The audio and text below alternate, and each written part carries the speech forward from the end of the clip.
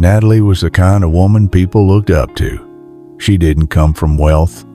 She grew up in a small town, raised by a single mother who worked 2 jobs just to keep the lights on. Life was never easy, but Natalie was a fighter. She worked hard, studied harder, and one day, against all odds, she made it. By her mid-30s, she had built a business empire from scratch. She owned a skincare brand that focused on natural ingredients, and women from all over the world loved it. Her products sold out fast. Celebrities used them. Magazines wrote about her. She was no longer the girl who skipped meals to save money. She was now a billionaire. She lived in a beautiful glass house overlooking the ocean. She drove the best cars, wore elegant clothes, and attended charity events where people whispered her name with admiration. But through all her success, Natalie stayed humble. She never forgot where she came from. She believed in giving back and helped many women start small businesses of their own. And then there was Jackson, her husband of 4 years. He was charming, handsome, and had a calm voice that made her feel safe. She met him at a conference in Barcelona. He said he admired strong women, that he loved her ambition, and that he'd always support her dreams. At first, he did. He helped with small things, traveled with her, and made her laugh when she came home tired. People said they were the perfect couple: beauty, brains, and success. Natalie believed it too. She trusted Jackson. She loved him with her whole heart. She thought she had found someone who truly understood her, someone who would never hurt her. But looking back now, there were small moments she ignored. Quick flashes of jealousy. The way his smile faded when people praised her too much. The way he joked about her being the man in the relationship. She told herself it was nothing, that he was just having a bad day. After all, no relationship is perfect, right? Natalie had no idea that the man she kissed goodnight, the man who held her hand in public and whispered, "I am proud of you," was planning to destroy everything she had and almost take her life. But for now, she was still smiling, still unaware, living what she thought was a perfect life on the surface, while the cracks beneath it slowly began to grow. At first, Natalie thought Jackson was just tired. Maybe the traveling was too much for him. Maybe he just needed time. But slowly, the man who once called her his queen started turning into someone she barely recognized. He stopped asking about her day. He'd scroll through his phone while she talked about work. When she got exciting news, like landing a global deal, he'd respond with a flat, "That's nice." No hug, no celebration, just silence. He began making little comments that stung more than she let on. "Why are you always on your laptop?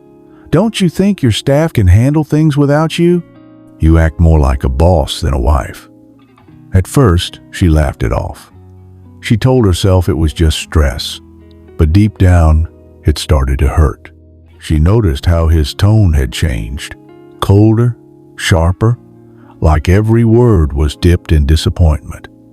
He hated when she spoke during interviews about empowering women or not depending on a man. He once said, "Why do you always talk like men are the enemy?"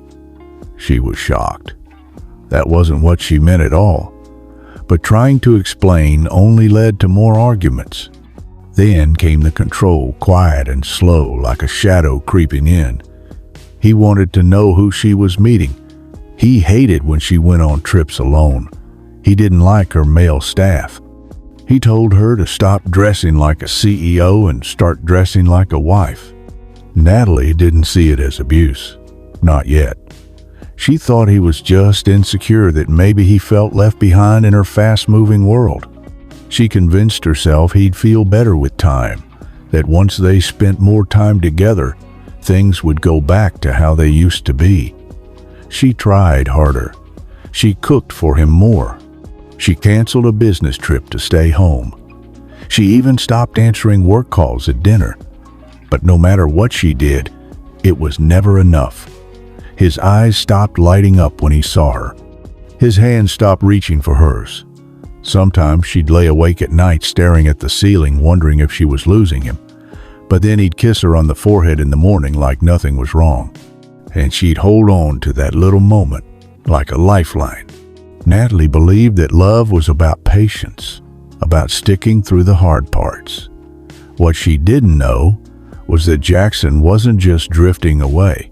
He was pulling away on purpose, because in his mind, Natalie had become too big, too powerful, too independent, and he couldn't stand it. Their 4th anniversary was coming up, and Natalie didn't expect much.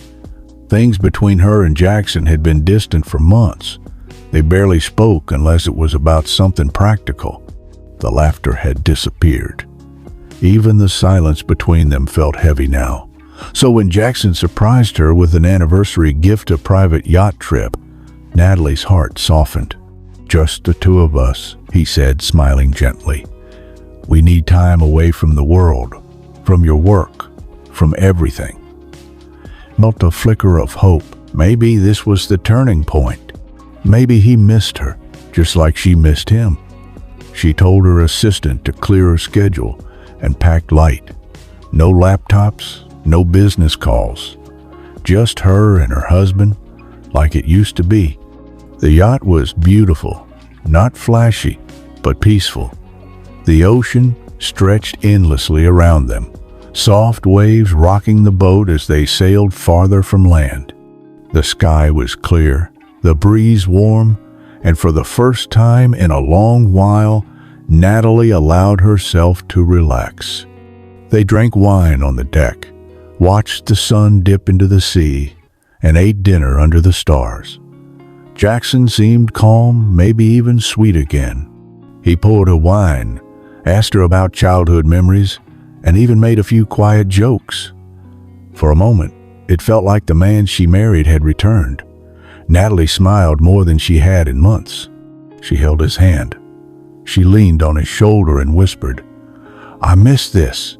But underneath that warmth, something still didn't feel right. There was a distance in Jackson's eyes, like he was there, but not fully present. Sometimes she caught him staring at her when he thought she wasn't looking. His face unreadable, not tender, not loving, just blank. And then there were the small things. How he didn't let her check her phone.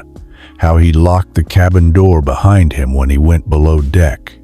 How he insisted on keeping the trip a surprise, not even telling her the exact location. She brushed off the unease, told herself not to ruin the moment. After all, wasn't this what she wanted? A quiet trip, a fresh start. That night, as she lay beside him with the boat gently swaying, Natalie stared at the stars above and made a silent wish. Please, let this be the beginning of healing. She didn't know that just beneath her feet, plans were already in motion, and by the time the sun would rise again, her life would never be the same. The next morning, the sea was calm, too calm, almost like it was holding its breath. Natalie stood at the edge of the yacht, sipping warm tea and watching the sunrise. The sky was painted with soft oranges and pinks, and the world felt still. Jackson came up behind her, wrapping his arms around her waist. For a moment, she melted into his touch. It felt like a piece of the old Jackson, the man she had fallen in love with, had returned. He kissed her cheek and whispered, "You trust me, right?" She turned to him, smiling faintly. "Of course." He nodded slowly. "Good. Then close your eyes for a second." Natalie laughed gently. "Why?" "Just trust me," he said, squeezing her hand. She closed her eyes, heart fluttering, thinking maybe he had planned a surprise. Maybe he was finally trying again. But then, in a single motion, she felt it. His hands, once warm and loving, suddenly turned cold and violent. With a hard shove, Natalie stumbled forward. Before she could scream, her body hit the freezing water. The shock of the cold took her breath away. She flailed, coughing, screaming his name. "Jackson!" she cried out, gasping for air. "Jackson, help me!" But instead of hearing a splash behind her, she heard the boat's engine roar to life. Through stinging salt water, she looked up and saw him. He stood at the edge, staring down. His face was blank, no fear, no regret, just stillness. Then, without a word, he turned his back and walked away. The yacht sped off, leaving waves behind. Natalie screamed until her throat burned. She thrashed, trying to stay afloat. Her arms were tired. Her legs were heavy. Panic set in. The sea around her stretched for miles. No land, no help, no hope in sight. She couldn't believe what had just happened. The man she had loved, the man she trusted, the man she married, he had tried to kill her. Not with a weapon, not with poison, but with silence, with distance, with cold, deep water. And now all she had left was the will to live and the fight to survive. The sea was quiet, but inside Natalie's mind, everything was loud. Her heartbeat, her fear, her screams. The waves slapped against her skin, cold and endless. Her clothes felt heavy. Salt stung her eyes. Her hair clung to her face. She couldn't see the yacht anymore. It was gone, just like Jackson. She kicked, trying to stay above water. But her body was getting tired. Her arms shook. Her legs were cramping. The sun rose higher, but it gave no warmth, just light, just time slipping away. "Please," she whispered through chattering teeth. "Please, don't let me die like this." She thought of all she had worked for. Her company, the people she helped, the girls who looked up to her. She thought of the little girl she used to be, barefoot, hungry, but full of dreams. That girl didn't fight through poverty just to drown at the hands of someone she loved. But the exhaustion hit harder than anything else. She started to sink. Her limbs felt like they were stone. And just when she thought it was over, she remembered her mother's voice, faint, soft but clear in her heart. "You didn't come this far to give up, Natalie. You didn't survive everything just to let go now." She opened her eyes, coughing violently, and saw a piece of wood floating nearby, broken debris from the boat, maybe. With everything she had left, she swam toward it. Her fingers gripped the edge, her nails digging in. She wrapped her arms around it and let her body rest. It wasn't strong, it wasn't much, but it was something. Time passed. She didn't know how long. The sun moved slowly. Her lips were dry. Her skin burned from the salt and sun. Her body ached, but she was alive. She watched the horizon, her blurry eyes searching, hoping, praying. "Please, someone find me." And far, far away, a small shadow appeared in the water boat. She didn't know if they could see her. She didn't know if she could hold on much longer. But Natalie knew one thing. She was not going to die today. Natalie didn't remember falling asleep. Her body had shut down from exhaustion. She was drifting between dreams and reality when she heard a distant voice row, unfamiliar but human. Then she felt strong arms lift her from the sea. She tried to speak, but her lips were cracked. Her throat burned. Her eyes barely opened. The man spoke Spanish. He called out to someone, a woman it sounded like. Together they wrapped her in a thick blanket and laid her gently in the corner of their small fishing boat. The woman, gentle and kind, touched Natalie's forehead. "She's burning up," she whispered in broken English. "We have to take her home." The boat rocked as they sped toward shore. Natalie faded in and out of consciousness. She felt hands clean the salt from her skin, a spoonful of soup at her lips, the warmth of dry clothes, a soft bed. She woke up 2 days later in a small room with peeling paint, lace curtains, and the smell of fresh bread in the air. Her body still ached, but she was alive because 2 strangers didn't turn away. The man introduced himself with a kind smile. "My name is Miguel," he said. "This is my wife, Sophia. You are safe now." Natalie blinked back tears. She didn't know what to say.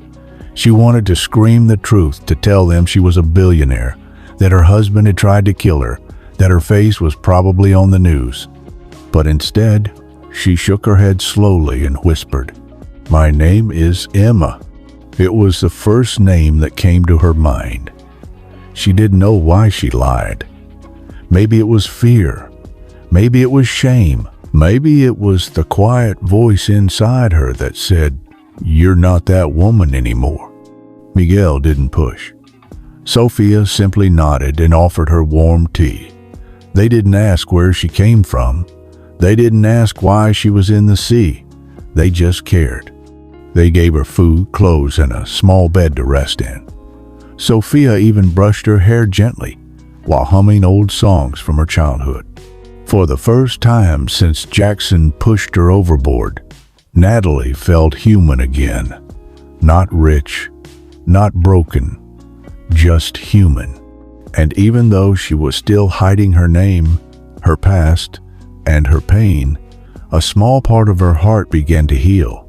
Because sometimes it's the strangers with the least to give who give the most. Time passed slowly in the quiet little house by the sea. There were no meetings, no cameras, no emails, just the soft rhythm of waves outside the window and the smell of fresh bread every morning. Miguel and Sophia lived a simple life. And somehow, in that simplicity, Natalie began to breathe again. At first, her body did most of the healing. The cuts faded, the bruises softened, her strength returned, but it was her heart that took the longest. She didn't talk much. Neither did they. They never forced her to explain anything. They just included her in their days like she'd always been there. Sophia taught her how to knead dough and how to make soup using only herbs from the garden. Miguel showed her how to fix a broken charivan, though she barely knew how to hold a hammer. There were no fancy clothes here, no meetings, no titles, just chores, laughter, silence, and somehow she felt safe. At night, Natalie would sit alone under the stars, wrapped in a blanket, watching the moonlight dance on the water. That same water had nearly taken her life, but now it looked calm, peaceful, forgiving. She thought of Jackson sometimes, not with anger, just with sadness. How could someone she loved turn into someone who hated her success? But every time those dark thoughts returned, Sophia would walk by and gently place a hot cup of tea in her hand without a word. And somehow, that quiet kindness said everything. Natalie began to help more around the house. She swept the floors, hung clothes under the sun, learned to ride into town with Miguel and sell fish at the little market. No one knew who she was. No one looked at her like a billionaire. No one asked for anything. And for the first time in years, she didn't feel exhausted. She felt free. There was no pressure to be perfect, no pressure to perform. She was just a mathy, quiet guest who was slowly finding her smile again. In those weeks of silence and small things, Natalie discovered something she hadn't felt in a long time. Peace. Not the kind you buy, not the kind you earn, but the kind that finds you when you finally stop running.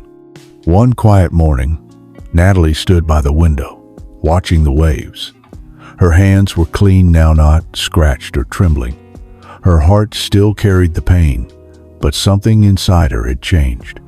She wasn't broken anymore. She was ready. That day, while Miguel was out fishing and Sophia was baking, Natalie pulled out the old phone Miguel had given her to use in emergencies. She stared at it for a long time. Her hand shook slightly as she dialed the number. It had been months since she heard that voice. "Hello?" her lawyer answered, cautious and confused.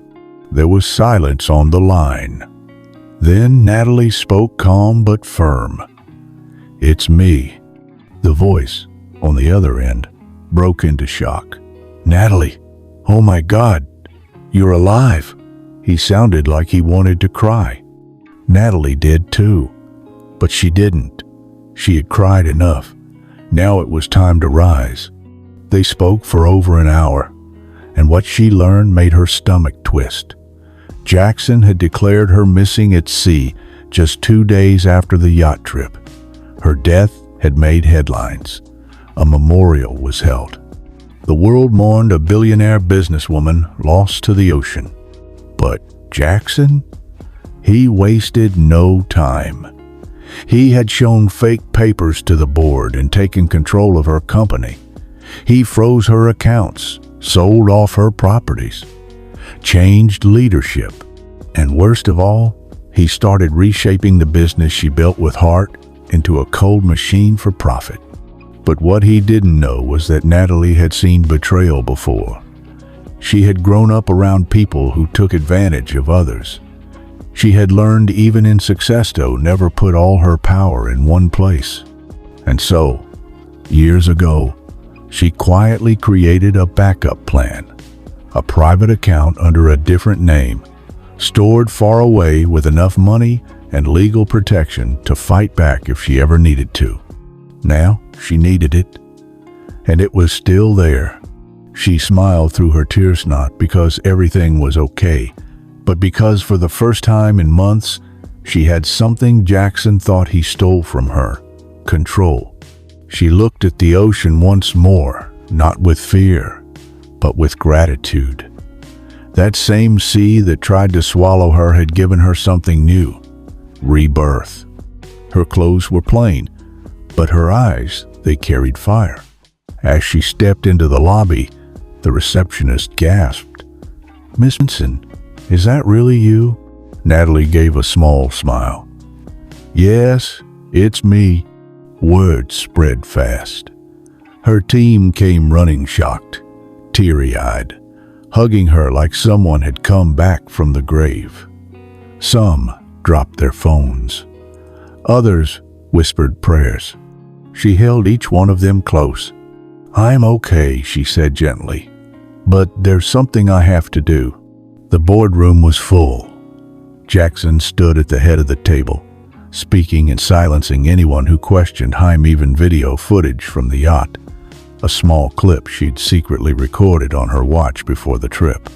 In it, Jackson could be heard making cruel remarks and saying the words that would bury him. "If I could get rid of her, I'd have everything." There was no denying it now. Board members stared in horror. Legal staff began making calls. Jackson tried to speak, to twist the truth. But Natalie raised her hand. "I'm not here for revenge," she said. "I'm here for the truth." The evidence was too strong. The confessions, the documents, the video. There was no way out. For the first time in his life, Jackson couldn't lie his way through. He was charged with attempted murder, fraud, and corporate theft. The news spread fast. Headlines read, "Billionaire businesswoman returns from the dead ex, husband behind bars." But Natalie didn't care about the attention. She didn't do it for the headlines. She did it for herself. She took back her company, yes, but she didn't go back. She just needed one chance to begin again. She built shelters, launched programs, and every time she stood in front of them, she said the same thing: "You are not broken. You are just beginning again." She visited Miguel and Sophia, often sometimes just to sit by the fire, sometimes to help them clean fish. They never treated her like a billionaire, just like family. And that meant more to her than anything money could buy. Natalie no longer needed to prove herself. She didn't just survive Jackson's betrayal. She rediscovered herself. She walked through betrayal, nearly drowned in silence, but came back stronger, softer, and more rooted than ever before. Her scars didn't make her weaker. They made her wiser. Her fall wasn't the end.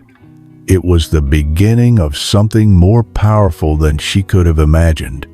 And maybe that's the truth for all of us. Sometimes the people we trust will fail us. Sometimes life will push us into the deepest waters. But if we hold on, even by a thread, we rise.